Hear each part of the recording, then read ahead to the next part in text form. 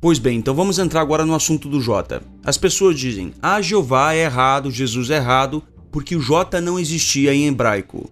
Quando a pessoa me diz isso, eu sinto uma vontade incontrolável de responder assim, sério, não diga.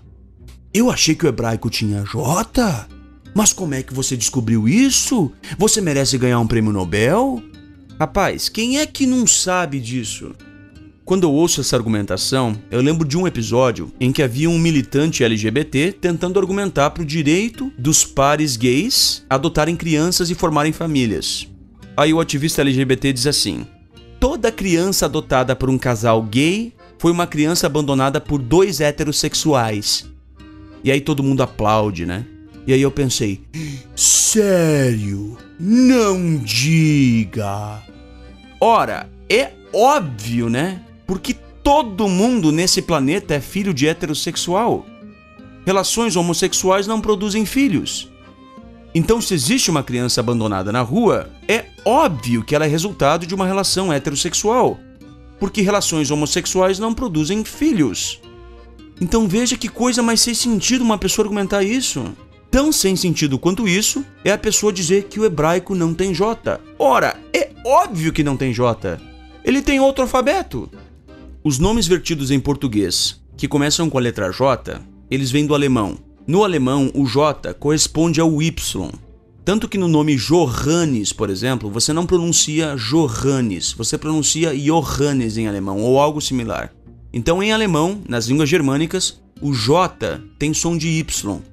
E os nomes hebraicos que começavam com Yod foram traduzidos para o alemão com a letra J, que corresponde a um som similar ao som do Yod em hebraico. Muitos idiomas, ao pegarem os nomes nas traduções, acabaram vertendo a forma alemã.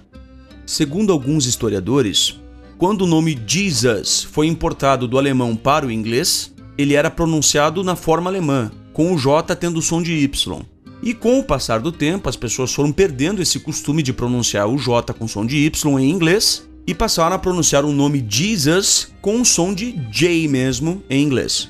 E aí surgiu o Jesus. E nós temos também em português Jesus, com J. Será que isso é uma adulteração da língua?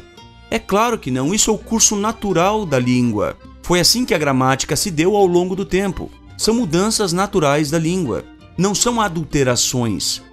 O mesmo ocorre para o nome Jeová com J. Eu já vi pessoas dizerem assim, Jeová não é a forma original do nome de Deus. Sério? Não diga!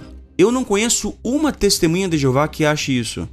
É óbvio que a forma Jeová não é a forma original do nome de Deus em hebraico. Nenhuma testemunha de Jeová pensa que é. Jeová é a forma do nome de Deus em português, assim como Jesus é a forma do nome do Filho de Deus em português. Segundo as descobertas modernas de Nehemiah Gordon, que é um hebraísta que lê os manuscritos hebraicos como quem lê o jornal no seu dia a dia, segundo ele mesmo disse, então para o Nehemiah Gordon não há mais dúvidas de que o nome de Deus em sua forma original hebraica era pronunciado Yehová. Existem mais de 1000 manuscritos judaicos que atestam isso. Eu mesmo antigamente acreditava que a forma Yahvé era mais próxima realmente do nome original. Mas depois de eu saber que existem mais de 1000 manuscritos que apontam para a forma Yehová, eu me rendo à evidência. A evidência aponta sobrepujantemente que a forma original do nome de Deus é Yehová. Bom, mas talvez alguém argumente que perdeu-se essa pronúncia do nome e que a forma Yehová surgiu dos sinais massoréticos e que foi uma invenção posterior. Bom, a pessoa que argumenta isso, ela está por fora, ela está desatualizada. As novas informações nos revelam o contrário. Os massoretas ou massoréticos eram escribas judeus que se dedicaram a preservar e cuidar das escrituras que atualmente constituem o Antigo Testamento. Realmente, eles criaram os sinais massoréticos, mas eles criaram com base naquilo que eles conheciam da pronúncia. Então, o fato da sinalização massorética ter sido criada não significa que a pronúncia não é a original. Então, quando os massoretas fizeram a vocalização Yehová ou algo similar, eles não inventaram isso do nada. Não há nenhum motivo para pensar que eles não soubessem exatamente o que estavam fazendo. Eu tenho uma ideia, um conceito que eu já compartilhei com alguns amigos e eu acho interessante. A pronúncia do nome de Deus foi proibida. Então raciocina comigo, se você pronunciasse o nome de Deus, você podia ser morto por isso. Será que alguém esquece a pronúncia de uma palavra proibida? É difícil, gente. Raciocina comigo. Se existe uma palavra que você não deve dizer, então você sabe como essa palavra é pronunciada. Porque você deve saber como algo é pronunciado para que você não diga aquilo. E isso também se aplica a quem proíbe, não apenas a quem é proibido de falar. Porque se eu proíbo alguém de pronunciar algo, então eu sei como essa palavra é pronunciada para que eu possa punir a pessoa que pronunciá-la. E a pessoa que está proibida de pronunciá-la também sabe como a palavra é pronunciada, a fim de que ela não pronuncie a palavra proibida. Então, tendo isso em mente, o que é que te faz pensar que os maçoretas não sabiam exatamente a vocalização original da forma do nome de Deus? Mas daí talvez alguém diga que passou muito tempo durante a proibição e perdeu-se realmente a pronúncia. Gente, pode até ser, mas as coisas não funcionam assim. Você não esquece uma proibição. E você acha que nenhum judeu, nenhum rabino judeu, passava adiante a forma do nome de Deus? Existem relatos de que os rabinos faziam isso, para alguns discípulos especiais. Bom, mas será que esse é o motivo para usarmos a forma Jeová em português? Não, não é esse o motivo. O motivo não tem nada a ver com isso. O motivo para usarmos a forma Jeová em português e Jesus em português também é o fato de que são as formas mais antigas no nosso idioma. E sendo as formas mais antigas, são as formas padrão. Os antigos protestantes não usavam a forma Javé ou Yavé, eles usavam a forma Yehová ou Jeová. Então essa é de fato a forma mais antiga nos idiomas ocidentais. Tá, mas a forma Javé é errada? Não, ela não é errada. Porém, ela não é a forma padrão.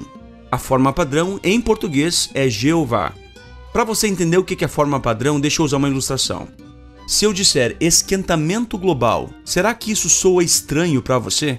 Sim, soa estranho por quê? Porque a forma padrão não é esquentamento, mas aquecimento global.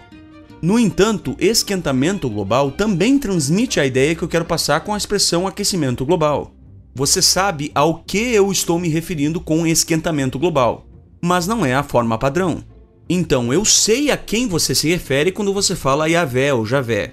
Você se refere ao Deus da Bíblia, porém essa não é a forma padrão em português, porque ela não é a mais comum e nem a mais antiga. Bom, mas é correto se referir a Deus por Jeová? E a resposta é, com toda certeza. Por quê? Porque essa é a forma padrão em português do nome próprio do Deus da Bíblia. Ah, mas não era essa a forma hebraica, não interessa. Ah, mas o J não existia em hebraico. Sério, eu não sabia.